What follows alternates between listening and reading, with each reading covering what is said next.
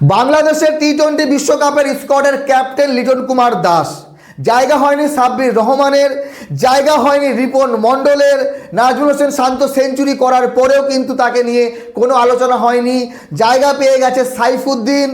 বাংলাদেশের টি-20 স্কোয়াড কেমন হলো, কতটা শক্তিশালী, কতটা দুর্বল, এই দল কি সুপার 8-এ পৌঁছাতে পারবে, সেমিফাইনালে পৌঁছাতে পারবে বা চ্যাম্পিয়ন হতে পারবে? আজকের এই ভিডিওতে আলোচনা করব বাংলাদেশের এই স্কোয়াডে কোন কোন প্লেয়ার থাকলে ভালো হতো।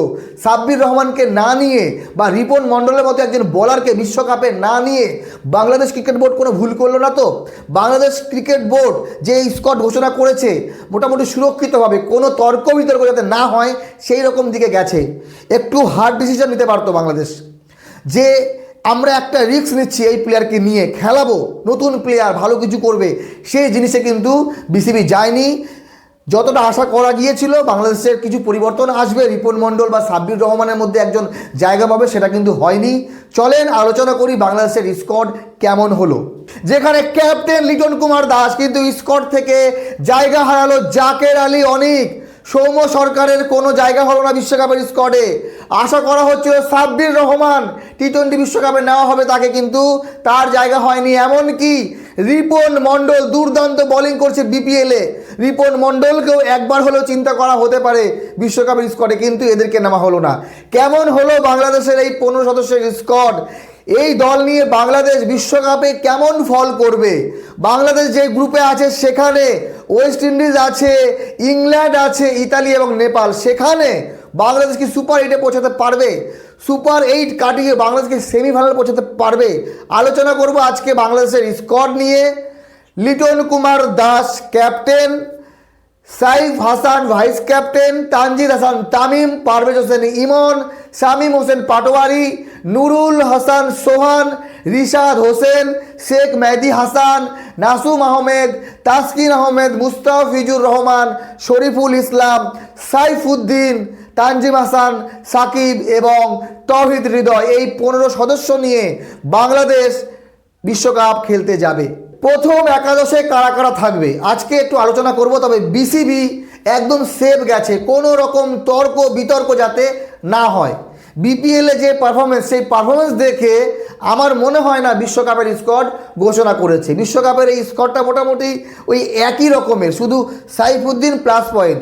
সাইফুদ্দিন মোটামুটি ব্যাটিং করতে পারে লোয়ার অর্ডারে, সেই জন্য হয়তো তাকে বেশি অ্যাডভান্টেজ দেওয়া হয়েছে। কিন্তু সাইফুদ্দিনের জায়গায় সৌম্য সরকার যদি স্কোয়াডে জায়গা পেত বা নাজমুল হোসেন শান্ত জায়গা পেত, তাহলে কি তারা প্লেইং 11-এ থাকার যোগ্য দাবিদার ছিল? দেখেন, প্লেইং 11 যদি বলি, আমার মতে অবশ্যই ওপেন করবে তানজিদ হাসান তামিম এবং সাইফ হাসান, 3 নম্বরে লিটন কুমার দাস, 4 নম্বরে পারভেজ হোসেন ইমন, 5 নম্বরে যদি বলি অবশ্যই তৌহিদ হৃদয়, তারপরে শামীম হোসেন পাটোয়ারি আছে, রিশাদ হোসেন, নাসুম আহমেদ, মুস্তাফিজুর রহমান, শরীফুল ইসলাম, সাইফুদ্দিন বা তাসকিন আহমেদ। এই যে একটা প্লেইং 11 মোটামুটি শক্তিশালী, কিন্তু ব্যাটিং পাওয়ার যদি ইন্ডিয়ায় বাংলাদেশের ম্যাচগুলো হয়, যদি বাংলাদেশ ইন্ডিয়াতে বিশ্বকাপ খেলতে আসে, তাহলে কিন্তু বাংলাদেশকে ব্যাটিংয়ের উপর ভর করে ম্যাচ জিততে হবে। প্রতিপক্ষ দল কে আছে বাংলাদেশের?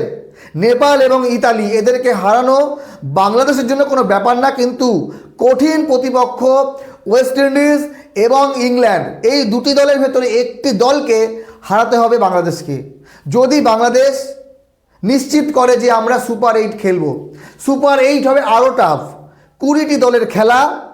তো এই 20 দলের ভেতরে 8টি দল সুপার 8 খেলবে, তারপরে হবে সেমিফাইনাল, সেমিফাইনাল নকআউট, তারপরে হবে গিয়ে ফাইনাল।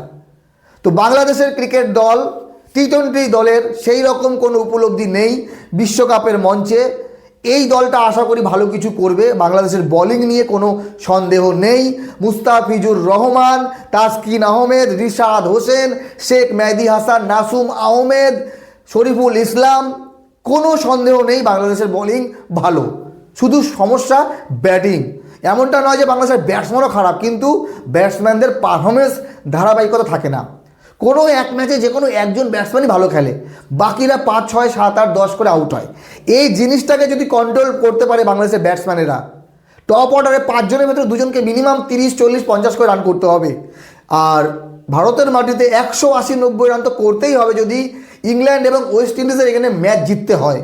বাংলাদেশ বোলিং হিসেবে 190-200 রান তো ডিফেন্ড করে নেবে, 170 ডিফেন্ড করে নেবে, কিন্তু বাংলাদেশি ব্যাটসম্যানদেরকে সেই রানটা করতে হবে।